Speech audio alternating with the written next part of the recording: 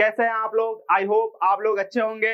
मैं हूं राहुल पटेल और स्वागत करता हूं एक बार फिर से आप लोगों का ईडी एकेडमी के यूट्यूब चैनल पर। बच्चों, हम लोगों ने अपने फिजिक्स के सभी चैप्टर से रिलेटेड जितने भी टॉपिक्स हैं उन सभी को कवर कर लिया है। अब बारी है बच्चों यहाँ पे क्वेश्चन करने की। हम लोगों ने कुछ क्वेश्चन उसी टाइम पे कर रखा है जब हम लोग पढ़ रहे थे। थियरी के साथ क्वेश्चन भी देखे हैं, है ना। थियरी के बाद आप देखोगे हर एक वीडियो के लास्ट में, मतलब जब आपका चैप्टर ओवर होने वाला है तो हम लोग कुछ न्यूमेरिकल के कई वीडियोज मैंने ऑलरेडी अपलोड कर लिया है। तो आई होप आप लोग उन सभी वीडियो को तो जरूर देखोगे। अब बात करते हैं बच्चों, यहाँ पे सीबीएसई ने कुछ सैंपल पेपर रिलीज किए हैं। सैंपल पेपर मतलब कि एक बहुत पहले सैंपल पेपर रिलीज किया था, बाकी दो एडिशनल प्रैक्टिस पेपर बोल लो या सैंपल पेपर बोल लो, उस है ना। तो हम लोग उसके भी सोल्यूशन आप लोगों को प्रोवाइड करने वाले हैं। तो मैं आज लेकर आया हूं आपको फिजिक्स के सैंपल पेपर 1 को हम आज कवर करेंगे। साइंस में होल साइंस मैं नहीं कवर करने वाला, मैं बस फिजिक्स का पोर्शन जो है वो अलग से मैं आज करने वाला हूँ सैंपल पेपर 1 का। फिर जो प्रैक्टिस पेपर 1 है और प्रैक्टिस पेपर 2, उन दोनों का भी सोल्यूशन मैं अभी इसके बाद अपलोड करूंगा। ठीक है, तो आई होप आप लोग ईडी एकेडमी के साथ बने रहोगे और अपने पढ़ाई को कंटिन्यूसली सीरियसली कर रहे होगे। ठीक है, चलिए स्टार्ट करते हैं हम। तो देख लेते हैं पहला क्वेश्चन। उसमें फिजिक्स का बच्चों आप देखोगे साइंस में तो वो आपका आई थिंक 14 और 15 नंबर क्वेश्चन है ऑब्जेक्टिव में। तो सबसे पहले आपका सेक्शन ए में जो ऑब्जेक्टिव क्वेश्चन है उसमें हम लोगों को फिजिक्स के 3 क्वेश्चन मिलेंगे, 2 आपके एमसीक्यू और एक एडजस्टर रीजन वाले। ठीक है, तो देखते हैं क्या है। An object is placed in front of a convex mirror, its image is formed.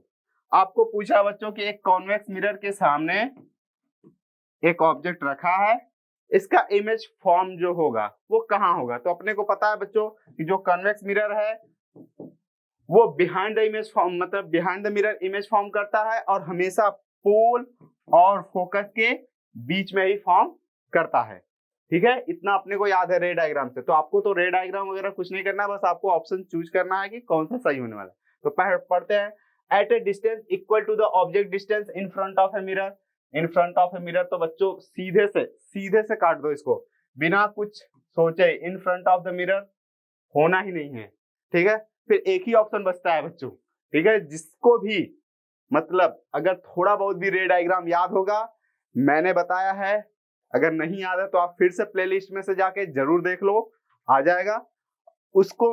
मतलब जो पढ़ा होगा उसके लिए तो ये बहुत इजी, सबसे इजी आप बोल सकते हो।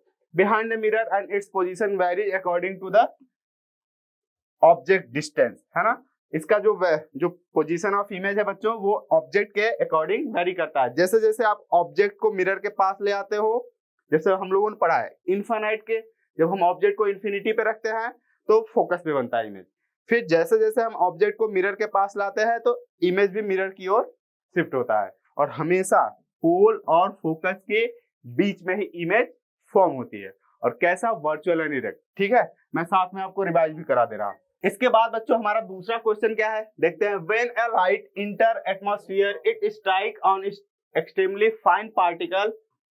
एक्सट्रीमली फाइन पार्टिकल मतलब बहुत छोटे छोटे particle, which deflect the rays in all possible direction, this is due to।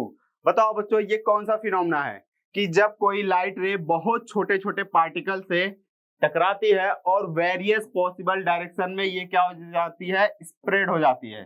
Spread, है ना, वेरियस पॉसिबल डायरेक्शन में ये स्प्रेड हो जाती है अगर बहुत छोटे साइज के पार्टिकल से। साइज ऑफ पार्टिकल मैंने बताया था कि साइज ऑफ पार्टिकल जो होना चाहिए वो वेवलेंथ ऑफ लाइट के कंपेरेबल होना चाहिए। अगर उस ऑर्डर का हो रहा है तो वो लाइट को क्या करता है, वेरियस पॉसिबल डायरेक्शन में स्प्रेड कर देता है। और इस फिनोमेना को हम लोग क्या बोलते हैं, स्कैटरिंग ऑफ लाइट। पढ़ने की भी जरूरत नहीं आपको पूरे ऑप्शंस, ठीक है, बट आप लोग पढ़ लिया करो। नेक्स्ट है तीसरा क्वेश्चन बच्चों एडजस्टर रीजन वाला। एडजस्टर रीजन वाले में बच्चों आप लोग ध्यान से इसको सॉल्व करने का तरीका मैंने पहले भी बता रखा है, फिर से बता रहा हूं। क्या करा करो, सबसे पहले तो आप शांति से एडजस्टन पढ़ा करा, वो देखो सही है कि नहीं, पहले ये देखो सही है, फिर रीजन पढ़ो, देखो वो सही है कि नहीं, वो भी मान लेते हैं सही है। अगर दोनों सही है बच्चों तो ऑप्शन ए और बी में से कुछ होने वाला है, अगर दोनों सही है तब। ठीक है, तो फिर उसके बाद बात करते हैं कि जो ऊपर स्टेटमेंट दिया गया एजर्सन और जो रीजन दिया जा रहा है उसमें कोई मतलब रिलेशन है कि नहीं, मतलब वो जो रीजन बताया जा रहा है वो करेक्ट एक्सप्लेन कर पा रहा है कि नहीं, कुछ उससे रिलेटेड चीजों को बात कर पा रहा है कि नहीं। अगर कर पा रहा है, अगर वो एक्सप्लेन कर रहा है रीजन, तो ऑप्शन ए सही होगा। अगर नहीं कर पा रहा तो ऑप्शन बी सही होगा। लेकिन अगर असर्शन सही हो, रीजन गलत हो, तो ऑप्शन सी। अगर असर्शन गलत हो और रीजन सही हो तो ऑप्शन डी। ठीक है, यही 4 ऑप्शंस होने वाले हैं। तो आपको बहुत केयरफुली बस पहले तो आपको स्टेटमेंट पढ़ने हैं, है ना। तो चलिए हम लोग देख लेते हैं कि स्टेटमेंट दोनों क्या हैं। तो पहला बात करते हैं, a compass needle is placed near a current carrying wire. कोई करंट कैरिंग वायर है, इसके पास में एक कंपास नीडल रखा है, ठीक बात है। Okay, the deflection of compass needle decreases when the magnitude of the current in the wire increase. आप बताओ बच्चों, अगर हम इसके वायर में जो करंट फ्लो हो रहा है उसको बढ़ाएंगे तो डिफ्लेक्शन कम होगा। ये सही कह रहा है क्या? बिल्कुल गलत कह रहा है ये। इसकी बात को सुनना ही नहीं आपको। क्या होता है, हम लोगों ने पढ़ा है कि जो मैग्नीट्यूड ऑफ मैग्नेटिक फील्ड है अराउंड द वायर, वो बी से हम रिप्रेजेंट करते हैं और वो डायरेक्टली प्रोपोर्शनल होता है किसके? करंट के। मतलब करंट बढ़ाते हैं तो मैग्नेटिक फील्ड का स्ट्रेंथ बढ़ता है, और जो मैग्नेटिक फील्ड का स्ट्रेंथ बढ़ रहा है तो डिफ्लेक्शन भी तो बढ़ेगा ना बच्चों। ठीक है, जो डिफ्लेक्शन आप बोल सकते हो कि डिफ्लेक्शन जो है वो बी के डायरेक्टली प्रोपोर्शनल होगा। जिस जगह पे मैग्नेटिक फील्ड का स्ट्रेंथ ज्यादा होगा वहां पे डिफ्लेक्शन ज्यादा होगा, जहां पे मैग्नेटिक फील्ड का स्ट्रेंथ कम होगा वहां पे जो डिफ्लेक्शन होगा वो कम होगा।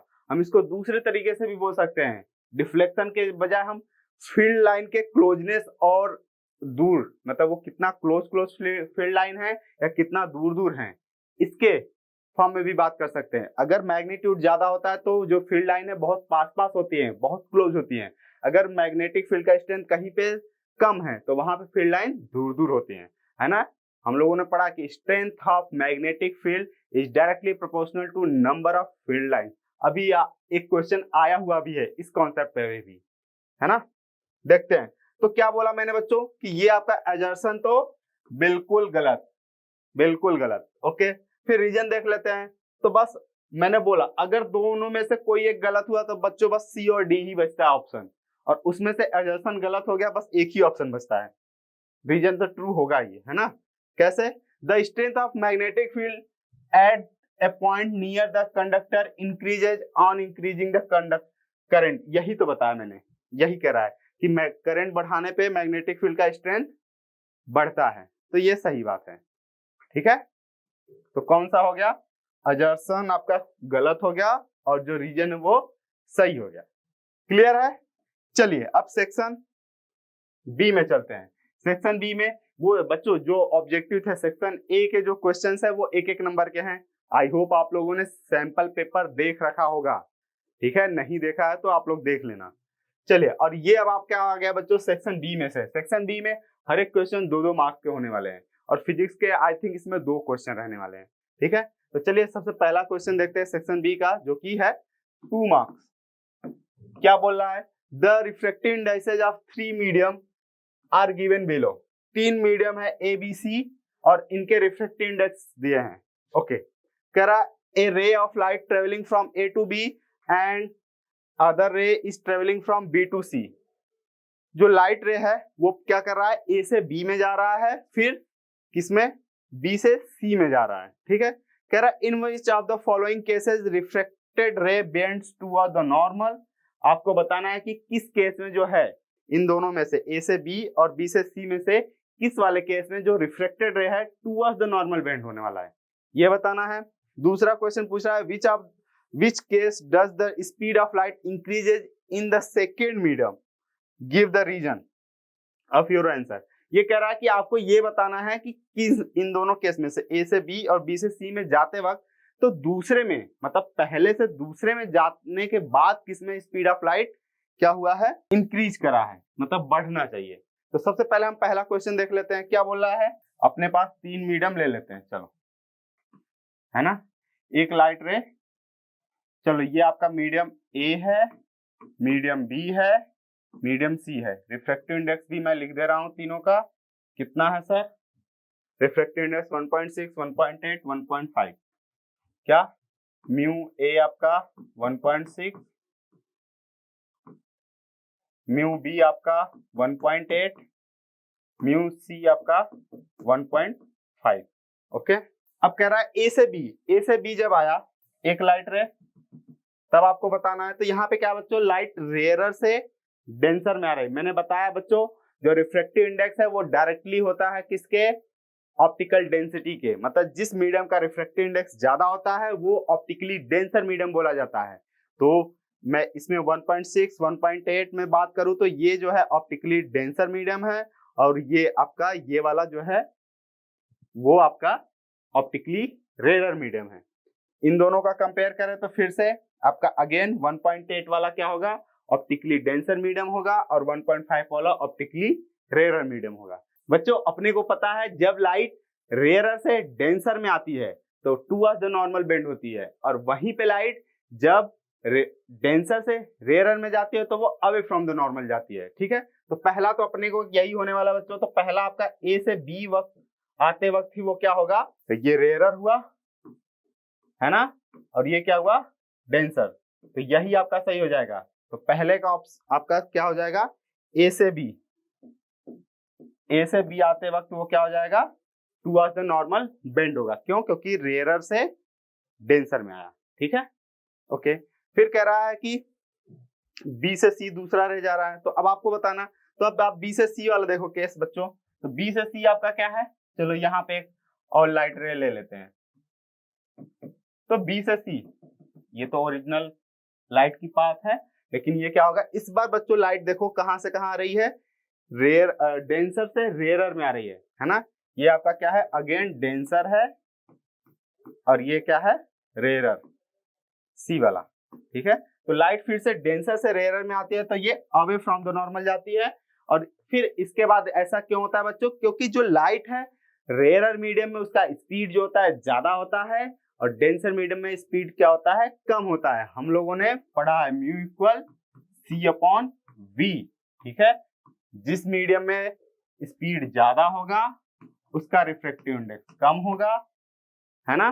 तो आप इन देखो ना 1.8, 1.5 में से किसका रिफ्रैक्टिव इंडेक्स कम है, 1.5 का। तो इसमें जो है स्पीड ऑफ लाइट क्या होगा, ज्यादा होगा। तो आपको यही पूछा था कि speed of light second medium में किसके लिए ज्यादा होगा, तो बी टू सी के लिए, क्या बी टू सी के लिए ये होने वाला है। क्लियर है, आई थिंक आपको ये सब चीजें क्लियर हो गई होंगी, है ना। अब थोड़ा हम लोग जल्दी जल्दी करते हैं बच्चों। अगर आपको कोई डाउट रहेगा कि सर आपने ये क्वेश्चन बहुत अच्छे से नहीं बताया, तो आप मेरे से कमेंट बॉक्स में फिर से पूछ सकते हो, हम लोग बता देंगे आपको फिर से। ठीक है, लेकिन मैं आपसे ये उम्मीद कर रहा हूँ कि आप लोग अभी तक जो थियरीज है वो अच्छे से कवर कर लिए हो, तो इसलिए मैं थोड़ा फास्ट हो रहा हूँ। ठीक है, अगर नहीं किए हो तो आप प्लेलिस्ट में से जाके एक एक टॉपिक के मैंने अलग अलग वीडियो बनाए हैं, तो आप जरूर उनको अवेल करें, आपको जरूर क्लियर हो जाएगा। ठीक है, तो आई होप आप लोग प्लेलिस्ट में से जाके उसे जरूर अवेल करेंगे। ठीक है, क्वेश्चन नंबर 5 ये अगेन 2 नंबर का है। A piece of wire of resistance R cut into 3 equal piece part, है ना, या इक्वल पीसेज। एक वायर है अपने पास, इसको 3 इक्वल पार्ट में कट कर लिया, और टोटल रेजिस्टेंस आर था, है ना। तो बच्चों अपने को पता है R is directly proportional to L. तो जो है मतलब आर जितना ज्यादा लेंथ होगा उतना ज्यादा रेजिस्टेंस होगा, जितना ज्यादा कम लेंथ होगा उतना कम रेजिस्टेंस होगा। तो मतलब लेंथ 3 पार्ट में डिवाइड हुआ तो रेजिस्टेंस भी क्या हो जाएगा, 3 पार्ट में डिवाइड हो जाएगा। तो हम बात कर ले इंडिविजुअल की, मतलब इस वाले पोर्शन की केवल, तो r/3, इसका कितना हो जाएगा रेजिस्टेंस, r/3, इसका कितना हो जाएगा, r/3, और तीनों को फिर से सीरीज में जोड़ दोगे अगेन r आ जाएगा। ठीक है, तो आई होप आपको ये चीज समझ में आ गया। कह रहा है कि फिर इनको कहाँ कनेक्ट किया जाता है, पैरेलल में कनेक्ट किया जाता है। तो सपोज करो मैं इन तीनों को अलग अलग पैरेलल में कनेक्ट कर दिया। ये क्या है, r/3 ओम का एक रजिस्टर, फिर एक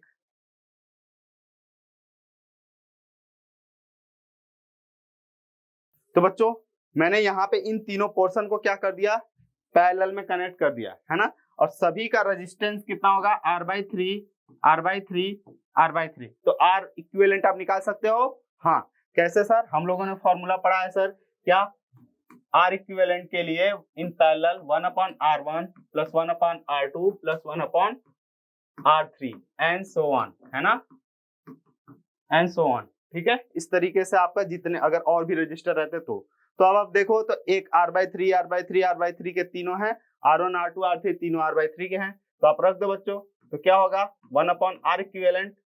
अब यहाँ पे 1/R/3 रखोगे तो 3 ऊपर चला जाएगा। ठीक है, तो मैं कैसे लिख दे रहा हूँ 3/R 3/R 3/R। ठीक है, R आपका एलसीएम हो जाएगा, या आप बोलो बेस सेम है तो फिर तीनों सिंपली ऐड हो जाएंगे, जिसको डिनोमिनेटर सेम बोलते हो आप बच्चों। ठीक है, अब फिर ये क्या हो गया 9/R, 9/R हो गया। तो R अब क्या करते हैं कई बच्चे इसी को आंसर मान लेते हैं, तो वो गड़बड़ हो जाता है। ठीक है, तो आई होप आप लोग ऐसा जल्दीबाजी में मिस्टेक नहीं करोगे। हाँ, जल्दीबाजी में गलती से मिस्टेक नहीं करना अपने को। ठीक है, ये 1/R इक्विवेलेंट है, अपने को R इक्विवेलेंट चाहिए होता है, तो आप ऐसे समझो कि रेसिप्रोकल कर लो। तो इसको रेसिप्रोकल करोगे तो केवल R इक्विवेलेंट अपॉन 1 या R इक्विवेलेंट बोलो, और ये रेसिप्रोकल होके क्या हो जाएगा R/9। ठीक है, और आपसे रेशियो क्या बोला है, तो बोला है बच्चों यहाँ पे if the equivalent resistance of parallel combination is R1, इसको अपने को क्या बोलना है R1 बोलना है। ये जो आया इक्विवेलेंट पैरेलल में ऐड करने पे R1, और कह रहा है 2R, तो किसका वैल्यू पूछा आपसे R1/R की वैल्यू पूछा है। तो R1 कितना है R/9, R/9 अपॉन R, तो R से R कट जाएगा, क्या आ जाएगा R1/R आपका आ जाएगा 1/9, या 1:9 भी कह सकते हो। R1:R करोगे तो 1:9 भी लिख सकते हो। ठीक है, क्या लिखोगे 1:9।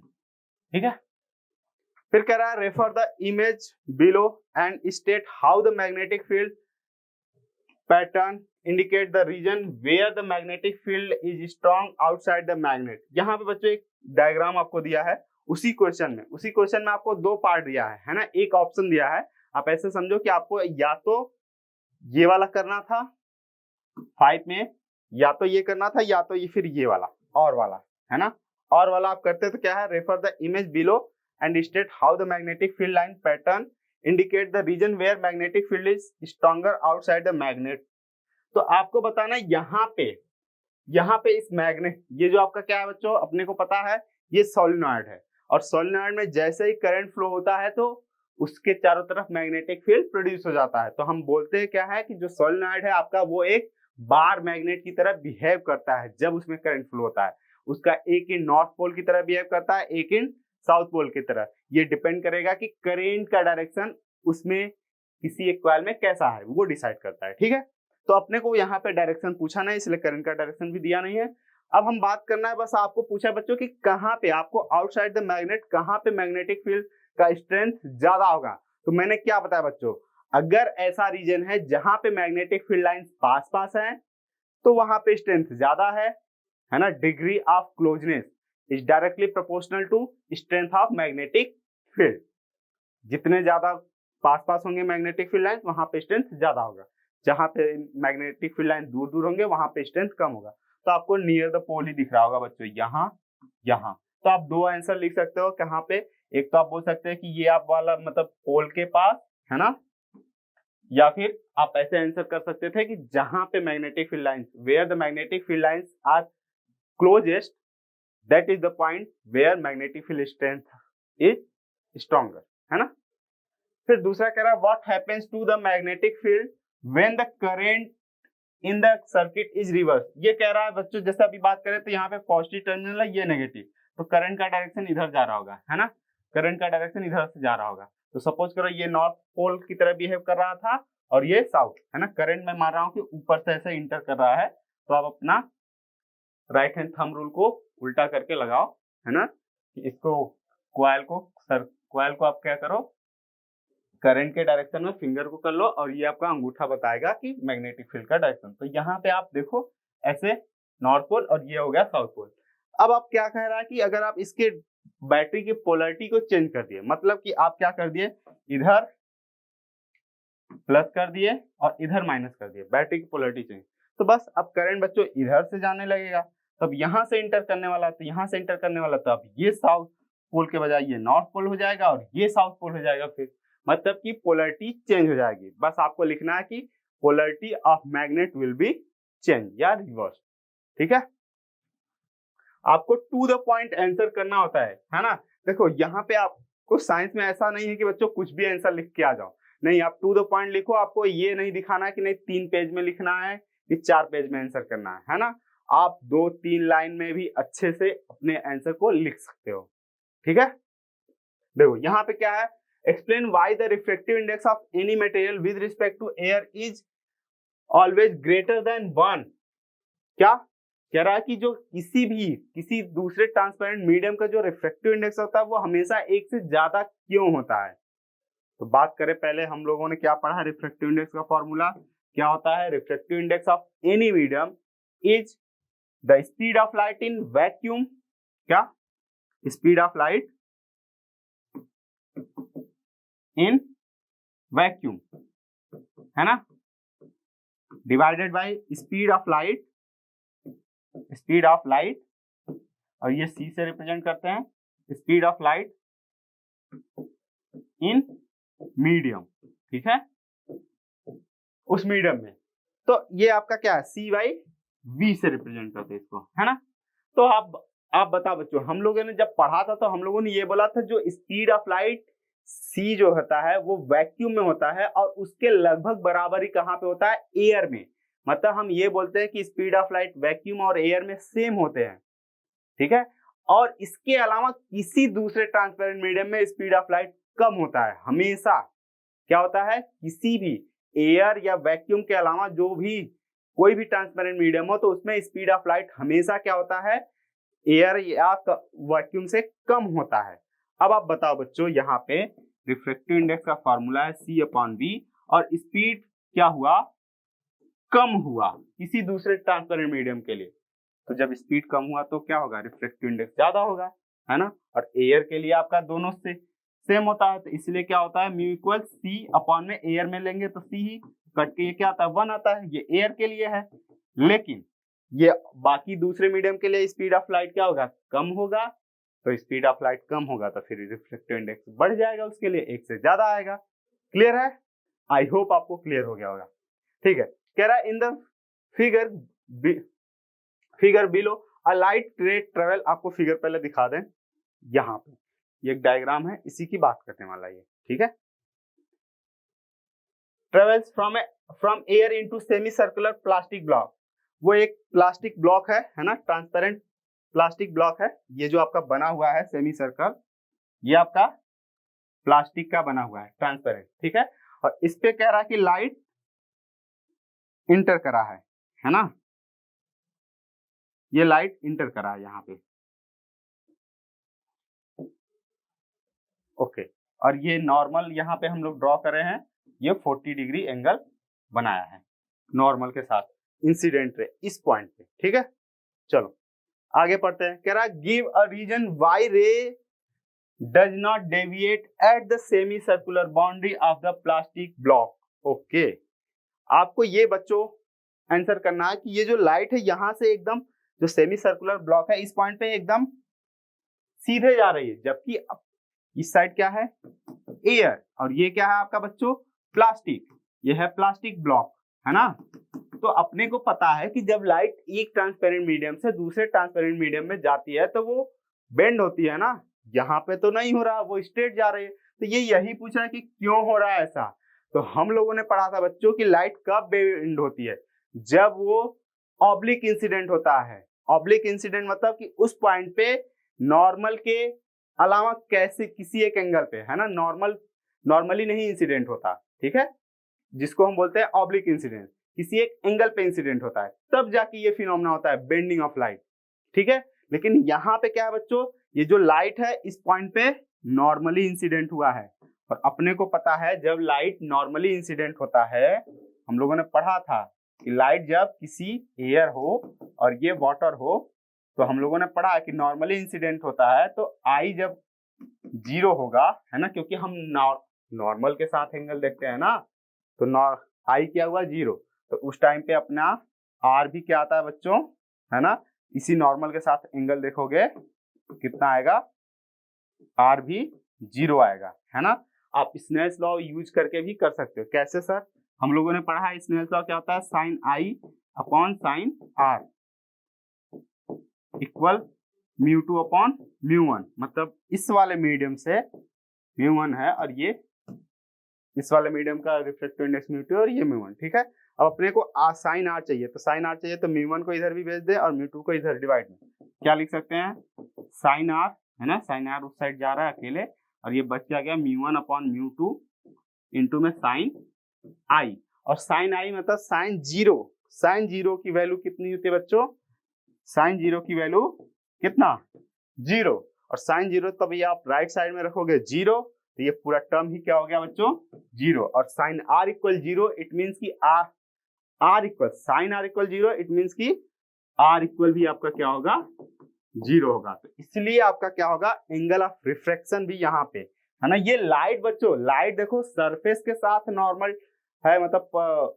90 डिग्री बना रहा है, लेकिन जो हम एंगल आई और आर मेजर करते हैं वो नॉर्मल के साथ मेजर करते हैं, ये ध्यान रखना। क्या बोला मैंने, ये जो लाइट है वो 90 डिग्री पे इंसिडेंट हो रहा है इस पॉइंट पे, है ना, सरफेस के साथ 90 डिग्री बना रहा है, लेकिन जो हम आई और आर मेजर करते हैं तो वो हम यहाँ पे जो नॉर्मल ड्रॉ करते हैं, है ना, परपेंडिकुलर, उसके देखते हैं ना, तो ये परपेंडिकुलर से ही इस लाइट रे के जब हम एंगल मेजर करेंगे तो वो 0 आएगा, और ये 0 आई आ रहा है तो आर भी 0 आता है। क्लियर है? फिर दूसरा कह रहा है कि कंप्लीट द रे diagram of above scenario when light रे comes out of the plastic block. कह रहा अब यही जो लाइट है यहाँ पे कितने 40 डिग्री पे इंसिडेंट हुआ है, तो ये कह रहा है कि अब ये इस प्लास्टिक ब्लॉक से बाहर जब आएगा तो आपको उसके लिए रे डायग्राम ड्रॉ करना है, तो आपको यही बना लेना था। और फिर अपने को पता है ये बच्चों क्या है, प्लास्टिक है और इसके साइड में एयर है, तो प्लास्टिक हुआ डेंसर मीडियम और ये हुआ एयर हुआ रेयरर मीडियम, और जब लाइट डेंसर से रेयरर में जाती है तो कहाँ भागती है, नॉर्मल से दूर। ओके, ये आपका क्या हो गया एंगल ऑफ रिफ्रैक्शन इस पॉइंट के लिए। इस पॉइंट के लिए एंगल ऑफ इंसिडेंस ये है और एंगल ऑफ रिफ्रैक्शन ये है, या यहाँ पे एंगल ऑफ इमर्जेंस भी बोल सकते हो आप, ठीक है, क्योंकि ये लाइट बाहर आ रही है। हाँ, एंगल ऑफ रिफ्रैक्शन हम यहाँ पे लेंगे, ठीक है, यहाँ पे हम क्या बोलेंगे एंगल ऑफ इमर्जेंस भी बोल दो, ठीक है, क्योंकि लाइट यहाँ से इमर्ज आउट हो रही है। ओके, नेक्स्ट क्या कह रहा है, state the law that explain the heating effect of current with respect to measurable property in electrical circuit, और दूसरा क्या है, list the factor on which resistance of conductor depend. Okay, आपको पहले तो बताना है कि हीटिंग लॉ क्या होता है, जूल्स लॉ ऑफ हीटिंग आप लोगों ने पढ़ा होगा। तो जूल्स लॉ ऑफ हीटिंग के अकॉर्डिंग क्या होता है कि जो किसी भी रजिस्टर हो, है ना, किसी भी रजिस्टर में अगर करंट आई फ्लो हो रहा हो और उसकी रेजिस्टेंस की वैल्यू आर हो और हम टी टाइम तक के लिए करंट फ्लो कराएं इसमें, तो क्या होता है रजिस्टर में करंट फ्लो होते हैं वो अपने चारों तरफ या वो हीट प्रोड्यूस करने लगता है ना। इसका डिटेल एक्सप्लेनेशन के लिए आप वीडियो को देखो, ठीक है। तो मैंने बताया था कि जो हीट होता है वो डायरेक्टली प्रोपोर्शनल होता है इसमें जो करंट होता है उसके स्क्वायर के, तो हम बोल सकते हैं H is directly proportional to I square. फिर दूसरा हम लोगों ने बताया था आपको कि H is directly proportional to R, मतलब जितने ज्यादा रेजिस्टेंस होगा हीट उतने ही ज्यादा डेवलप होता है। उसी तरीके से आपका जो हीट है वो डायरेक्टली प्रोपोर्शनल होगा टाइम के, जितनी देर के लिए आप करंट फ्लो कराओगे उतने ही ज्यादा हीट प्रोड्यूस करेगा ये, ठीक है। आप देखे होंगे अपने डेली लाइफ में, है ना, जैसे आप अभी ठंडी का टाइम है तो आप वाटर हीटर जो आता है रॉड, उसमें जो रॉड लगा है आप देखो, या फिर आपका हीटर जो खाना पकाने वाला होता है ये वाले, ये सब देखो जितने ज्यादा देर तक आप करते हो उतने ही ज्यादा हीट प्रोड्यूस करते हैं। ये सब आपका कहने की बात है नहीं, ये बहुत कॉमन सी बात है, ठीक है। तो आई थिंक आपको ये चीजें याद थी, ठीक है। तो अब हम फिर बोलते हैं कि जो फॉर्मूला निकल के आता है वो क्या आता है, आई स्क्वायर आर इंटू टी, ठीक है। तो ये आपका क्या बोला जाता है, joules law of heating. Okay, कई फॉर्मूले इसके हम लोगों ने देखे हैं, इसको हम बदल सकते हैं कि इसमें V square upon R into T में भी बदल सकते हैं, वी आई टी में भी बदल सकते हैं, ठीक है। इसी फॉर्मूले को V इक्वल आई आर का यूज करके, ओम्स लॉ का यूज करके हम इसको इन सब फॉर्म में बदल सकते हैं। ये बदलना भी सीखना है आपको, ये आते हैं, ठीक है। फिर पूछ रहा बच्चों की list the factor on which resistance of conductor depend. तो ये बताने वाली बात है कि रेजिस्टेंस किन किन बातों पे डिपेंड करता है, मुझे नहीं लगता। चलो फिर भी मैं बता दे रहा हूँ। कुछ जो बैक बेंचर वाले बच्चे हैं उनको चाहिए ही होता है, नहीं सर आप तो आंसर कराओ। तो मैंने बता रखा है कि किसी भी वायर का जो रेजिस्टेंस होता है वो उसके लेंथ के क्या होता है, डायरेक्टली प्रोपोर्शनल होता है। उसके क्रॉस सेक्शन एरिया के क्या होता है, इनवर्सली प्रोपोर्शनल होता है। और जो है मटेरियल पे भी डिपेंड करता है और साथ में टेम्परेचर। ठीक है, R is inversely proportional to 1/A, है ना। फिर हम लोगों ने यहाँ से देखा था तो क्या आया था, रो L अपॉन में A फॉर्मूला। तो हम क्या बोल सकते हैं कि जो resistance of any wire depend on the length of the wire, cross section area, है ना, और वो किस मटेरियल का बना है। क्योंकि ये रो भी तो सभी मटेरियल के लिए अलग अलग होती है ना, सभी मटेरियल के लिए अलग अलग होती है। रो ही बताता है कि कौन सा वायर किस मटेरियल का है ना।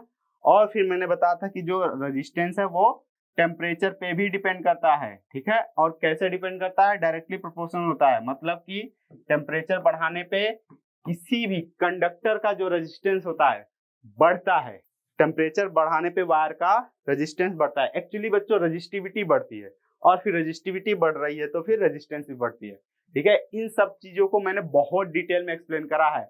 आप लोगों को अगर थोड़ा भी डाउट हो तो आप जरूर पहले प्लेलिस्ट में से देख लो, डाउट रहेगा ही नहीं। ये बहुत मतलब आप बोल सकते हैं कि ये भी सबसे इजी क्वेश्चन में से एक ही था, है ना। फिर यहाँ पे एक कह रहा है कि Ananya respond to the question why do electrical appliance with metallic body are connected to the mains through a 3-pin plug where an electric bulb can be connected with 2-pin plug।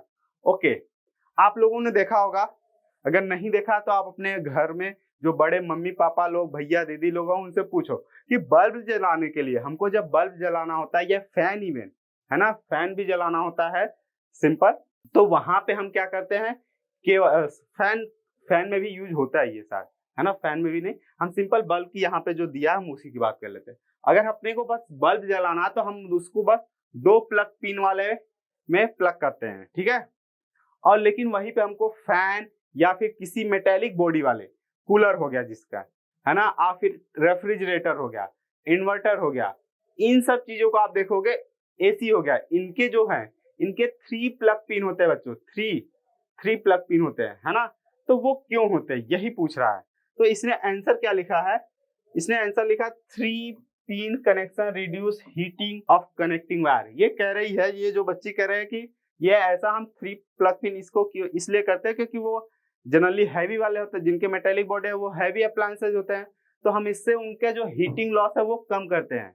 ऐसा बात सही है क्या? नहीं, ये बहुत नासमझ लड़की है। ठीक है, इसने बहुत गलत लिख दिया। क्या मैंने बताया बच्चों कि मेटेलिक बॉडी होता है तो उसके लिए हम क्या करते हैं, अर्थिंग करते हैं। जस्ट अभी 1 हफ्ते पहले वीडियो आई होगी अर्थिंग से रिलेटेड, है ना। क्या अर्थिंग करते हैं, क्यों करते हैं, मैंने बताया कि अगर कोई मेटेलिक बॉडी वाला है ना अप्लायंस, तो क्या होता है उसमें एक लाइव वायर चाहिए होता है, एक न्यूट्रल वायर, है ना। उससे आपका ये जो है अप्लायंस तो रन कर जाएगा। लेकिन कभी कभी क्या होता है बच्चों, ये लाइव वायर इस आपके डिवाइस के मेटेलिक बॉडी से टच हो जाता है। अब क्या होगा, तब जैसे ही आप इस मेटेलिक बॉडी को टच करोगे तो वो करंट आपको भी लग जाएगा। लेकिन हम क्या करते हैं, अर्थिंग करते हैं। अर्थिंग कैसे करते हैं कि हम पहले से ही एक वायर जो है अर्थ में से लेके, मतलब अर्थ में हम लोग अर्थिंग कैसे करते हैं, एक प्लेट होता है बेसिकली, उसको हम जाके गड्ढा खोद के उसमें डाल देते हैं, फिर वहां से एक वायर को कनेक्ट करके हम ले आते हैं और यहाँ पे मेटेलिक बॉडी वाले वायर से अपने अप्लायंस को टच करा देते हैं। तो जैसे ही क्या होगा, ये लाइव वायर मेटेलिक बॉडी से कनेक्ट होगा और ये आपका बॉडी जो है कहाँ से कनेक्ट है, अर्थ से कनेक्ट है। तो करंट जो होगा कंडक्टर के through low resistance path follow करते हुए कहाँ चला जाएगा, करंट अर्थ में चला जाएगा। तो आप यहाँ पे टच करोगे तो आपको शॉक नहीं लगेगा। लेकिन यही अर्थिंग नहीं रहे, है ना, अर्थिंग नहीं रहे और आप टच कर दोगे तो क्या होगा, करंट आपके बॉडी के थ्रू फिर ग्राउंड में होते हुए जाएगा और आपकी बॉडी को कंडक्ट करता हुआ, और आपकी बॉडी के थ्रू कंडक्ट करा करंट, तो फिर तो भगवान ही बचाएगा, हम तो कुछ नहीं कर सकते। ठीक है, तो इसलिए हम लोग क्या करते हैं बच्चों, अर्थिंग करते हैं। क्लियर है? बाकी अगर आपको अर्थिंग से रिलेटेड और भी डिटेल है मैंने बता रखा है। ओके, कह रहा है कि इज, आपको बताया नहीं, ये गलत बताई है, बहुत गलत बता रही है, इसकी बात को सुनना नहीं है, ठीक है। कह रहा है what is the function of the fuse in domestic circuit. आपको बताना है कि जो हम डोमेस्टिक सर्किट अभी मैंने बताया उसमें क्यों हम लोग फ्यूज का यूज करते हैं। ये बताने वाली बात है? मुझे नहीं लगता। बता रहा हूं फिर से। क्या मैंने बता रखा कि अगर आपके घर में कभी क्या हो, करंट जो है वो एक सर्टेन लिमिट से ज्यादा आ जाए तो ये जो फ्यूज वायर होता है वो मेल्ट हो जाता है, और क्या होता है फिर आपके घर के जो कनेक्शन है वो कट जाते हैं, ठीक है। क्योंकि ये मेल्ट हो गया तो हम जनरली लाइव वायर में ही तो फ्यूज को यूज करते हैं ना। ये एक सेफ्टी डिवाइस है। 10 लिमिट से जब करंट ज्यादा होता है तो ये वायर मेल्ट हो जाता है और आपके घर की इलेक्ट्रिसिटी कट हो जाती है, जिसकी वजह से आपके जो अप्लायंसेज है वो डैमेज होने से बच जाते हैं, ठीक है। नहीं तो क्या होगा, ज्यादा करंट आएगा तो आपके अप्लायंसेज चलते रहेंगे और साथ में तब कुछ देर बाद आपके अप्लायंस ही डैमेज करेंगे, है ना। तो इसीलिए हम किसको यूज करते हैं, फ्यूज का, है ना। ओवरलोडिंग, शॉर्ट सर्किटिंग के केस में करंट बहुत ज्यादा हो जाता है, या फिर कभी कभी बच्चों एट रैंडम किसी रीजन से वोल्टेज बहुत ज्यादा आ गया तो भी आपको दिक्कत हो सकता है। तो इन सब से बचने के लिए हम दो, एक तो फ्यूज का यूज करते हैं और एक एमसीबी, मिनिएचर सर्किट ब्रेकर, ठीक है। मॉडर्न एज में तो यही यूज हो रहा है, तो दोनों में से कोई भी है ना। मैंने ये सब बता रखा है, आप लोग जाके वीडियो को अवेल कीजिए। ओके, कह रहा है यहाँ पे क्वेश्चन नंबर 9। ये बच्चों ये सब जितने थे इसके पहले के 3 क्वेश्चन जो थे वो 3-3 मार्क्स के थे, ठीक है। ये आपका आ गया 5 मार्क्स वाला। कितना? 5 मार्क्स। क्या है? The above image shown a thin lens. यहाँ पे बेसिकली हमने ये इमेज जो है एबव दिया था, अभी हमने इसको नीचे कर दिया है, ठीक है। तो आप परेशान मत होना इसके एबव। कह रहा है कि thinner lens of focal length 5 metre. तो इसका मतलब यहाँ से यहाँ तक का जो डिस्टेंस है वो कितना है, 5 मीटर है। ओके, इधर भी है ना, अपने को पता है ये दोनों डिस्टेंस सेम होता है इन नॉर्मल कंडीशन, है ना, जनरली, ठीक है। कह रहा है what is the kind of lens shown in the above figure, या ये वाला। तो आपको ये सब बताने वाला बात है, बेइज्जती वाली बात है ये। तो मतलब सीबीएसई कह रहा है बच्चों कि आप तो ले जाओ, नंबर ले जाओ मेरे से। कॉन्वेक्स लेंस, क्या कॉन्वेक्स लेंस, इतना बताते ही आपके 0.5 मार्क्स मिल जाते हैं। हाँ, इतना ही मिलते, टोटल 5 ही नहीं मिल जाता इतने से, ठीक है। चलो फिर कह रहा है कि if a real inverted image is to be found by this lens at a distance of 7 meter from the optical center। optical center बच्चों यहाँ पे central point of the lens, ठीक है। यहाँ से 7 मीटर जो है रियल एंड इन्वर्टेड इमेज बन रहा है। तो अपने को पता है बच्चों कि हम लेफ्ट में अगर ऑब्जेक्ट को रखते हैं कॉन्वेक्स लेंस के, है ना, तो जो रियल एंड इन्वर्टेड इमेज बनता है तो राइट साइड में बनता है। ये सभी रे डायग्राम से तो याद होना ही चाहिए आपको। आप रे डायग्राम बहुत अच्छे से पढ़ लो। आपको वो पहले तो कई बार रे डायग्राम से भी क्वेश्चन आते ही हैं, कई बार क्या लगभग आते हैं, 1-2 नंबर को आपको मिलेंगे डायरेक्ट। फिर आपके नसीब सही रहा तो फिर इसके बाद न्यूमेरिकल में भी हेल्प कर जाता है वो, ठीक है। तो जैसे यहाँ पे है तो आपको पता होगा कि ऑब्जेक्ट अपन कहाँ रखने वाले हैं, लेफ्ट में, और जो इमेज बनने वाला है ये अभी मैं रफ डायग्राम बना रहा हूँ, रियल एंड इन्वर्टेड है तो, ठीक है। यहाँ क्यों रफ डायग्राम बनाना जरूरी है, क्योंकि न्यूमेरिकल सॉल्व करने के लिए अपने को चाहिए होता है साइन कन्वेंशन, और साइन कन्वेंशन तभी सही से कर पाते हैं अपन जब हमको एक रफ डायग्राम बना के चीजों को हम लोग करते हैं, ठीक है। इसीलिए रफ डायग्राम बनाना बहुत जरूरी है, ठीक है। तो क्या क्या दे रखा है अपने को, फोकल लेंथ दे रखा है 5 मीटर, ओके। फिर कह रहा है कि कहाँ पे इमेज बना है, 7 मीटर, ठीक है। कह रहा कि then show with calculation where should the object be placed। आपको बताना है कि ऑब्जेक्ट कहाँ पे रखा जाएगा, okay. draw a neatly labeled diagram of this image formation। अब आपको फिर से इसको फिर सॉल्व करना है, फिर इसके लिए आपको एक अलग से अच्छा सा रे डायग्राम बनाना है। तो पहले हम रफ डायग्राम बना के सॉल्व करेंगे, उसके बाद फिर एग्जैक्ट हम रे डायग्राम बनाएंगे, ओके। तो चलिए पहले अपने को ये चीजें F और V दिए हैं तो U निकालने में दिक्कत होगा क्या? नहीं सर, बिल्कुल नहीं होगा। क्यों? क्योंकि अपने को पता है क्या इसमें और भी है बच्चों, है ना, या तो वो क्वेश्चन करो या तो ये, पहले हम चलो उसको सॉल्व कर लेते हैं फिर इसको देखते हैं ये क्या है। तो सॉल्व करते हैं। तो क्या अपने को लेंस फॉर्मूला पता है 1/f equal 1/v minus 1/u, ठीक है।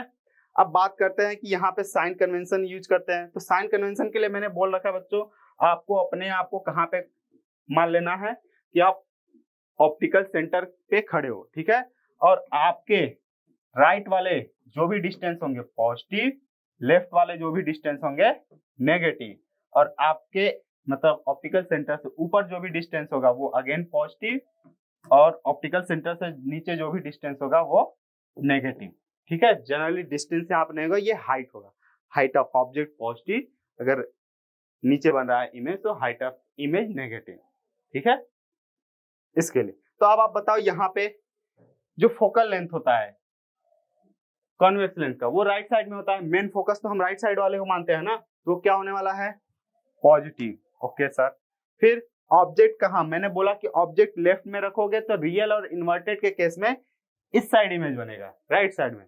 तो इसका मतलब कि जो ऑब्जेक्ट डिस्टेंस है v, है ना, सॉरी इमेज डिस्टेंस, सॉरी, अगर आप ऑब्जेक्ट को लेफ्ट में रखोगे तो इमेज जो है राइट साइड में बनेगा, और फिर आप देखोगे जो राइट साइड में है तो वो डिस्टेंस पॉजिटिव होगा, है ना, इमेज डिस्टेंस। तो इमेज डिस्टेंस आपका क्या होगा पॉजिटिव, तो इसका मतलब एफ और वी दोनों ही पॉजिटिव ही रखे जाएंगे, ठीक है। तो रख देते हैं यहाँ पे 1/+5, है ना, प्लस का 5 लिखने की जरूरत नहीं है, 1/7 इक्वल 1/u, इसको इधर लाओ, है ना, वेरिएबल सेपरेबल, 1/u को इधर लाओ पॉजिटिव हो जाएगा, और 1/5 को उधर ले जाओगे माइनस हो जाएगा, ठीक है। 1/u इक्वल 1/7 माइनस 1/5, इनका एलसीएम क्या हो जाएगा 35, ठीक है, और ये 5 माइनस 7, और ये 1/u को एज इट इज नीचे लिख दीजिए, ठीक है, 1/u नीचे आ गया। फिर अब यहाँ पे देखें तो क्या हो जाएगा 1/u, और राइट साइड में देखो तो -2/35, ओके। फिर यहाँ पे हम दोनों साइड को रेसिप्रोकल कर ले, 1/u को u कर ले तो क्या हो जाएगा, या कई लोग क्रॉस मल्टीप्लाई करके करते हो, जैसे भी समझ में आए, मेरे को तो सबसे सही लगता है दोनों साइड को उल्टा करो ना, 1/u को u कर लो और इसको 35/2 कर लो, ठीक है, 30/2 या 17.5 माइनस का, इतने मीटर पे आपका ऑब्जेक्ट रखा जाएगा, ठीक है। क्या ऑब्जेक्ट डिस्टेंस आपका आ गया बच्चों कितना, माइनस का 17.5, ठीक है, माइनस का 17.5। तो चलिए इसके लिए हम फिर से अब एग्जैक्ट, ये तो हो गया रफ डायग्राम, ठीक है, जो न्यूमेरिकल सॉल्व करने के लिए, लेकिन अपने को अगर क्लियर डायग्राम चाहिए तो फिर से बनाना पड़ेगा, कैसे, चलिए देखते हैं। तो यहाँ पे सबसे पहले हम मार्क कर लेते हैं कि ये आपका फोकल लेंथ है, तो ये कितने डिस्टेंस पे होगा 5 मीटर पे होगा, ठीक है। तो इसका 2, इसके डबल डिस्टेंस पे आपका क्या होगा 2f1, इधर क्या हो जाएगा आपका इसके डबल डिस्टेंस पे 2f2, है ना, और ये कितने डिस्टेंस हो जाएगा 10, है ना, 10 मीटर, ठीक है। फिर इधर एक ट्रिपल डिस्टेंस पे क्या आएगा 15, तो मतलब ऑब्जेक्ट आपका क्या रहने वाला बच्चों, यहाँ पे टोटल कितना डिस्टेंस हो गया यहाँ से, हाँ 17.5 मीटर। अब यहाँ पे आपको माइनस लिखने की बहुत ज्यादा जरूरत नहीं है ना, आपको ऑटोमेटिक पता चल रहा है कि लेंस के लेफ्ट में लिख दोगे तो भी सही है, नहीं लिखोगे तो भी सही है, क्लियर है। अब यहाँ से एक अपने को पता है कि इस ऑब्जेक्ट का, इसको ए बी मान लें, upper point A lower point B, तो ये इसके लिए अगर हम रे डायग्राम बनाए तो अपने को पता है अपने को कितने रे चाहिए होता है, 2 रे चाहिए होता है सर।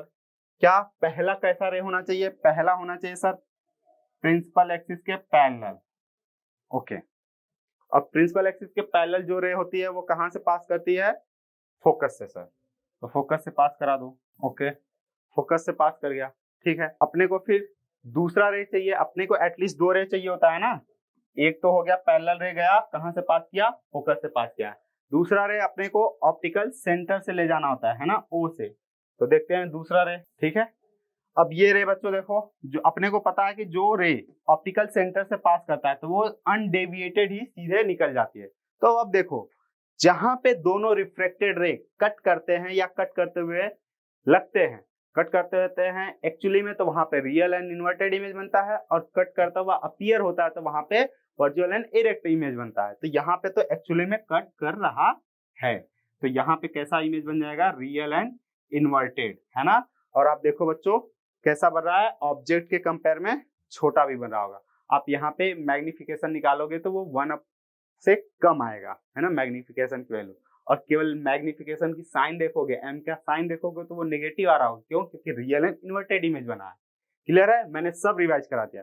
ये हुआ आपका प्रॉपर रे डायग्राम।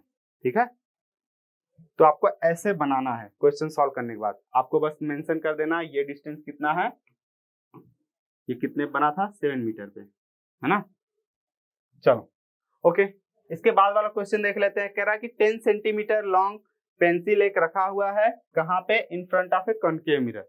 कनकेव मिरर के सामने रफ डायग्राम। अभी तो सबसे पहले अपन क्या करा करेंगे, रफ डायग्राम बनाएंगे। कनकेव मिरर के सामने ये प्रिंसिपल एक्सिस हो गया, ये पोल हो गया इसका। ठीक है, 10 सेंटीमीटर का एक ऑब्जेक्ट रखा है और इसका फोकल लेंथ निकाल सकते हैं क्या? हाँ, यहाँ पे रेडियस ऑफ कर्वेचर दिया है कितना बच्चों, r इक्वल दिया है 40 सेंटीमीटर। तो जैसे ही रेडियस ऑफ कर्वेचर दे तुरंत आप फोकल लेंथ निकाल लो। कैसे? f equal r/2 that is 20 centimetre. ठीक है, तो फोकल लेंथ आपका आ गया 20 सेंटीमीटर, ये डिस्टेंस हुआ 20 सेंटीमीटर। ठीक है सर, ओके। और ऑब्जेक्ट कहाँ पे रखा गया है, 5 सेंटीमीटर, मतलब पोल और फोकस के बीच में ऑब्जेक्ट रखा है। ओके, ठीक है। कह रहा है determine the position of image found by this mirror. आपको बताना है इमेज की पोजीशन। तो फिर से इसी फॉर्मूले के हेल्प से हमको, मतलब इसके नहीं, ये तो लेंस फॉर्मूला है, मिरर फॉर्मूला, ये मिटा दे। आई होप आप लोगों ने स्क्रीनशॉट ले लिया होगा। तो मिरर फॉर्मूला क्या होता है बच्चों, 1/f equal 1/v plus 1/u। कई लोगों को कंफ्यूजन होता है बच्चों, मिरर पहले आता है तो हम लोग पहले पॉजिटिव रहते हैं, तो इसलिए ऐसे याद रख लो। एक याद रखो, बाकी दूसरे के लिए उल्टा करेंगे अपन, ऐसा याद रखो। ठीक है, और सिंस इसके फॉर्मूले में प्लस है तो इसके जो हमारा जो मैग्निफिकेशन आएगा उसके में माइनस रहेगा। तो ऐसे याद रखो आप, मिरर का याद रखो, लेंस के लिए उल्टा करेंगे। ऐसे दोनों याद रखोगे तो पैनिक सिचुएशन में आप भूल के कंफ्यूज होके गलत फॉर्मूला यूज कर लोगे, फिर बात ही खत्म, है ना। तो यहाँ पे फिर से बात कर लेते हैं साइन कन्वेंशन का। फोकल लेंथ क्या दिया है बच्चों, 20 सेंटीमीटर। ओके सर, और ऑब्जेक्ट को रखा कहाँ गया है, u इक्वल 5 सेंटीमीटर पे। ठीक है, साइन कन्वेंशन के लिए फिर से वही, इस बार अपने आप को कहाँ पे खड़ा मानना है, पोल के ऊपर। आप कहाँ पे हो, पोल के ऊपर हो, और राइट में आपके पॉजिटिव, लेफ्ट में नेगेटिव। तो अब आप बताओ बच्चों, इसका फोकल लेंथ किधर है, लेफ्ट में, तो क्या हो जाएगा, नेगेटिव। और अपने को पता है हमेशा अपने को, जब तक क्वेश्चन में खुद ना बोले तब तक हमेशा आपको ऑब्जेक्ट को लेफ्ट में ही लेना है। इस तरीके से आप मिरर लो कि ऑब्जेक्ट आप लेफ्ट में रख पाओ। ठीक है, तो ऑब्जेक्ट डिस्टेंस क्या हो जाएगा, लेफ्ट में तो नेगेटिव, तो u और f दोनों नेगेटिव है, यहाँ पे चलो रखते हैं और फिर v को फाइंड करते हैं। तो 1/-20 इक्वल 1/v निकालना है। 1/- का कितना हो जाएगा, 5। ठीक है, और 1/5 को मैं इधर ले आ रहा हूं तो ये प्लस हो गया, 1/5 माइनस 1/20 इक्वल 1/v। अकेला उधर रह गया है ना, वेरिएबल सेपरेबल। ठीक है, एलसीएम कितना आ जाएगा, 20, फिर यहां से 4, फिर यहां से 1। ओके, 1/v क्या आ गया बच्चों आपका, फिर यहाँ पे 3/20 इक्वल 1/v। ये बच्चे 1/v आया है, अपने को v चाहिए होता है। यही आंसर, कई बच्चे जल्दी जल्दी में यही सब आंसर लिख के आ जाते हैं। ध्यान से इसको रेसिप्रोकल करोगे तो ये भी क्या हो जाएगा, रेसिप्रोकल तो हो जाएगा 20/3 दैट इज 6.66, ऐसे आता रहेगा, तो इतना सेंटीमीटर। ठीक है, ये हो गया आपका इमेज डिस्टेंस। ठीक है, और ये पॉजिटिव आ रहा है तो इट मींस अपने को पता चला कि ये पॉजिटिव साइड बनेगा। और याद होगा रे डायग्राम से बच्चों कि अगर आप पोल और फोकस के बीच में ऑब्जेक्ट को रखते हो तो बिहाइंड द मिरर इमेज बनता है। इतना याद है? हाँ सर याद है, तो ठीक है, फिर बात ही क्या दिक्कत है ना। इसके बाद क्या क्वेश्चन पूछा था, यहाँ पे पूछा था कि what is the size of image. फिर इमेज की साइज बताओ, क्यों, क्योंकि यहाँ पे दे रखा है कि ऑब्जेक्ट आपका 10 सेंटीमीटर का था, तो इट मींस कि HO दिया है आपको। क्या दिया है, HO 10 सेंटीमीटर का दिया है, और हम इसको प्रिंसिपल एक्सिस के ऊपर मानेंगे, ठीक है। ये जो है आपका प्रिंसिपल एक्सिस के ऊपर, और अपने को पता है प्रिंसिपल एक्सिस के ऊपर वाले को पॉजिटिव लेना है और प्रिंसिपल एक्सिस के नीचे वाले को नेगेटिव। अपना एक्स वाई कोऑर्डिनेट सिस्टम ही बनाया करो बच्चों, और आप अपना एक्स वाई कोऑर्डिनेट सिस्टम का ओरिजिन पोल पे लाके रख दो। राइट वाले पॉजिटिव, लेफ्ट वाले नेगेटिव, ऊपर वाले पॉजिटिव, नीचे वाले नेगेटिव, बस इतना ही है ना। बाकी साइन कन्वेंशन आप लोग पता नहीं क्यों इतना कंफ्यूज होते हो, जबकि मैंने इतने इजीली तरीके से बताया है। ध्यान से एक बार देखो, क्लियर हो जाएगा। ओके, चलिए, तो अपने को पता है बच्चों m के लिए दो फॉर्मूला हम लोगों ने पढ़ा है, m इक्वल HI/HO, और वही आपका क्या है बच्चों, u और v के फॉर्म में होता है -v/u, ठीक है। तो हम इस वाले फॉर्मूले इन दोनों इक्वेशन को यूज कर लेंगे, ठीक है। तो क्या HI निकालना है तो HI रहने दो, और HO कितना है बच्चों 10 सेंटीमीटर, माइनस फॉर्मूले वाला माइनस v कैसा आया, v पॉजिटिव में आया बच्चों, तो वही लो 20/3 पॉजिटिव साइन के साथ, और u क्या लिया है अपन, यहाँ पे -5 लिए हैं नेगेटिव, विद साइन रखना है, यहाँ पे भी साइन रखना ही है आपको, ठीक है। तो u आपका क्या आ जाएगा माइनस, तो माइनस से माइनस कट गया, ओवरऑल आपका क्या आ गया बच्चों HI, और फिर ये 2 से डिवाइड 5 2 जा, ठीक है, और इस 2 का मल्टीप्लाई कर दो उधर, तो h, या चलो अभी पहले लिख देते हैं 20/3, ठीक है। अब आप मल्टीप्लाई कर दो तो क्या आ गया, HI आपका आ गया बच्चों 40/3 सेंटीमीटर, 2 से उधर मल्टीप्लाई कर दो तो 40/2 सेंटीमीटर, ठीक है। तो ये 13 पॉइंट समथिंग आ जाएगा, ठीक है। तो आई होप बच्चों आपको ये सब चीजें क्लियर हो गए होंगे। फिर कह रहा है कि आपको साइज निकाल लिया आपने इमेज का, ये मिल गया। अब आपको बताना है कि रे डायग्राम बनाना है फिर से इसके लिए भी, और फिर आपको यहाँ पे रे डायग्राम बनाना है और फिर पूरा नंबर ले लेना है। चलिए कैसे बनाएंगे सर, फिर से वही, अभी तो ये अब डेटा आपके पास क्या हो गया, u v f सब मिल गया। अब आप फिर से मिटाओ इसको, अपना एक क्या हो गया, कनकेव मिरर हो गया, प्रिंसिपल एक्सिस हो गया,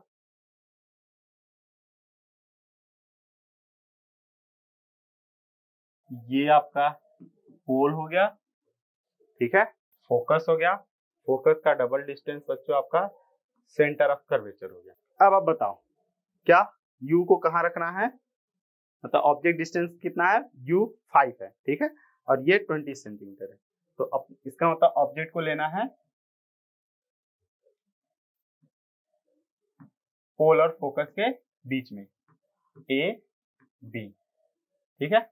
अब अपने को बच्चों पता है रे डायग्राम बनाने के लिए हम लोगों को 2 रे चाहिए होता है, ठीक है। तो एक पहला पैरेलल रे लेके गए हम लोग प्रिंसिपल एक्सिस के,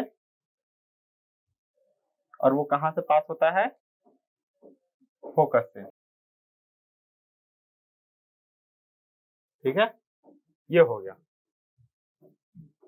पहला रे। दूसरा मैंने बोला बच्चों पोल पे ले जाओ, कई लोग आप सेंटर ऑफ कर्वेचर पे भी ला सकते हो, है ना, यहाँ से ले जाओ फिर सेंटर ऑफ कर्वेचर से सीधे सीधे वाला, ये वाला भी कर सकते हो, लेकिन सबसे सही तरीका है बच्चों पोल वाला, कि जितने एंगल पे आप पोल पे इंसिडेंट कराओगे उतने ही एंगल पे वो रिफ्लेक्ट होगा पोल पे, ठीक है। तो ये वाला कर लेते हैं, ये हो गया, ये पोल से, ये पोल पे जितने एंगल पे इंसिडेंट हुआ है उतने ही एंगल पे ये रिफ्लेक्ट भी हो रहा है ना, I = R, ठीक है।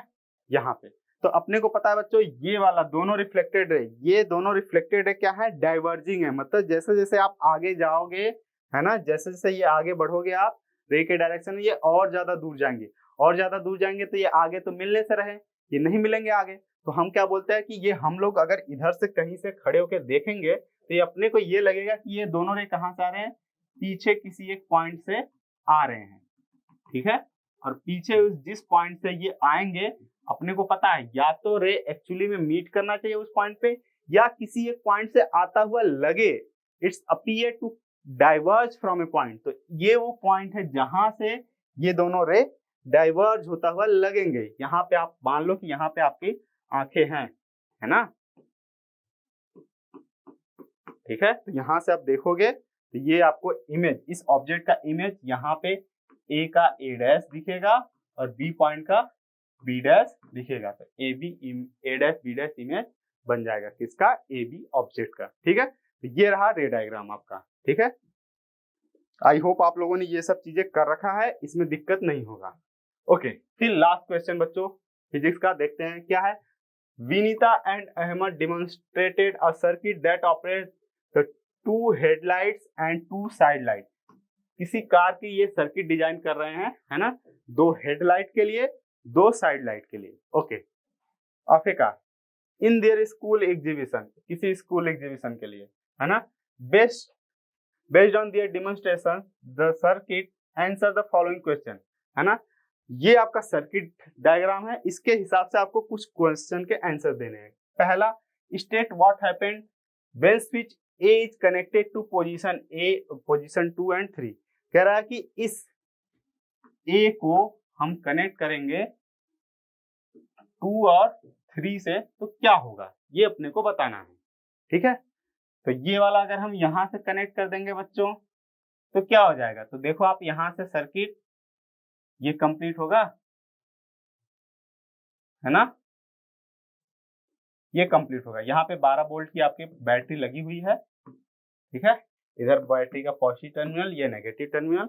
ये 4 ओम के 2 मतलब ऐसे बल्ब हैं जिनके रेजिस्टेंस 4 ओम है, और ये 2 ऐसे बल्ब हैं जिनके रेजिस्टेंस है 12 ओम और 12 ओम है। ठीक है, 4 ओम और 12 ओम के। ठीक है, क्लियर है। तो अपन बताओ बच्चों, जब हम 3 पे कनेक्ट करेंगे तो 4 ओम वाले बल्ब क्या होंगे, इनकी सर्किट कंप्लीट हो जाएगी, है ना, और ये दोनों जलने लगेंगे 4 ओम वाले, वो बेचारे छूट जाएंगे, है ना। और ये किस कॉम्बिनेशन होंगे, पैरेलल कॉम्बिनेशन में। ओके, ठीक है सर।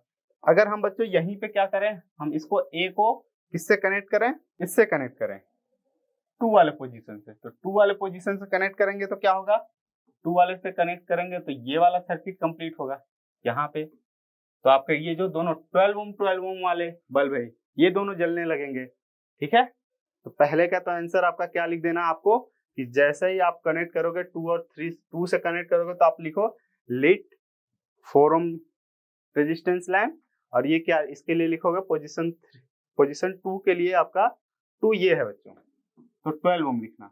तो पोजीशन 2 के लिए क्या लिखोगे, लिट 12 ओम रेजिस्टेंस लैम्प, और ये पोजीशन 3 के लिए क्या लिखना है, it will lit 4 ohm resistance से बल्ब।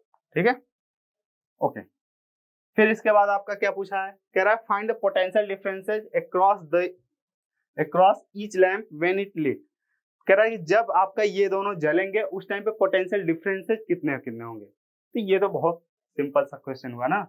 अब आप बताओ बच्चे, इस टाइम पे चलो मान लो पोजीशन 2 पे मैंने जब लगाया है और ये पोजीशन 3 है, तो 2 पे लगाया तो ये क्या है 12 वोल्ट पूरा का पूरा क्या होगा, अपीयर हो जाएगा इनके बीच, है ना। तो इसका मतलब इन 12 ओम वाले बल्ब के क्रॉस जो पोटेंशियल डिफरेंस होगा कितना होगा 12, क्यों, क्योंकि पैरेलल है। फिर जब आप 3 पे कनेक्ट करोगे, इसको यहाँ पे कनेक्ट करोगे तो भी तो क्या होगा आपका, ये अगेन 4 ओम के साथ कैसे होंगे, पैरेलल में होगा। तो फिर से कितना आएगा पोटेंशियल डिफरेंस, 12 वोल्ट ही आएगा। तो हर एक केस में आपको लिखना है in all cases potential difference will be 12 volt. Okay, क्या लिखना है, in all cases potential difference will be 12 volt. Okay, calculate the current in each case, 12 ohm lamp जब जलेगा तब, और जब 4 ओम का लैम्प जलेगा तब, दोनों केस में आपको क्या निकालना है, करंट निकालना है। तो करंट के लिए फॉर्मूला क्या होता है बच्चों, ओम्स के पास जाओ, ओम में क्या होता है V equal I into R। ठीक है, अगर I चाहिए अपने को तो हम बोल सकते हैं V अपॉन में R। मतलब कि बोल रहा है कि अगर हमको जिस भी रेजिस्टेंस के एक क्रॉस करंट चाहिए, मतलब जिस रेजिस्टेंस में करंट चाहिए उसके क्रॉस पोटेंशियल डिफरेंस चाहिए और रेजिस्टेंस चाहिए। तो अब आप यहाँ पे आओ बच्चों, ये 12 वोल्ट 12 ओम का दिख रहा है ना, ये 12 ओम का है ना, और इसके क्रॉस पोटेंशियल डिफरेंस कितना है बताओ ना, ये पूरा का पूरा पोटेंशियल डिफरेंस इसके क्रॉस ही तो अपीयर होगा। तो पोटेंशियल डिफरेंस कितना है अपना, इसके लिए 12 वोल्ट। ओके सर, इसका रेजिस्टेंस कितना है बच्चों 12 ओम का, तो वो तो नॉर्मल सी बात है 12 ओम का, तो कितना करंट जाएगा 12 अपॉन 12, तो कितना आ जाएगा 1 एम्पियर का करंट फ्लो होगा किसमें 12 ओम वाले में से, दोनों वाले 12 ओम से, है ना, बराबर बराबर के हैं। ठीक है, तो 12 अपॉन 12 ये आ जाएगा, क्लियर है। इसके बाद 4 ओम वाले में बताओ सर, तो 4 ओम वाले, चलो ये 12 मैं लिख दे रहा हूँ, और फिर I4 मतलब कि 4 ओम वाले में। तो 4 ओम वाले में जब आप लगाओगे यहाँ पे पोजीशन 3 पे लगाओगे, है ना, ये वाला मैं हटा रहा हूँ, पोजीशन 3 पे लगाओगे तो आपका फिर से देखो ये जो बैटरी का पूरा पोटेंशियल डिफरेंस 4 ओम के क्रॉस आ जाएगा। मतलब 4 ओम के क्रॉस भी पोटेंशियल डिफरेंस कितना आया है, 12 वोल्ट। अभी तो सॉल्व किया, तो 12 अपॉन में कितना हो जाएगा 4, दैट इज 3 एम्पियर, और दोनों में 3 एम्पियर जाएगा। क्लियर है? ओके सर, देखते हैं। So with calculation which type of lamp 4 ओम और 12 ओम हैज हायर पावर। तो बताना है आपको कि कैलकुलेट करके कि किसका जो है पावर हायर है। ओके, तो मैंने बोला बच्चों पहले आपने पावर के लिए कितने फॉर्मूले पढ़े, P equal I square R,